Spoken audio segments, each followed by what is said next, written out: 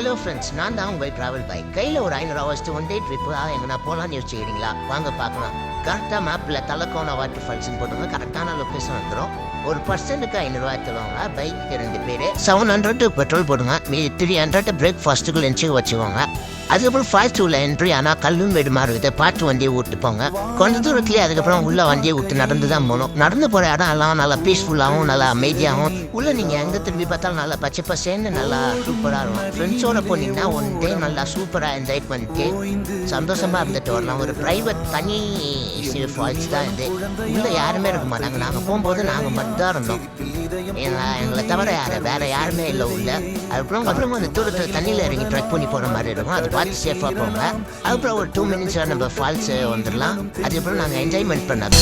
இதுதான் சுகமா, கடவுளின் வரமா, கண்களின் கண்ணீர் தாலாட்டுமா.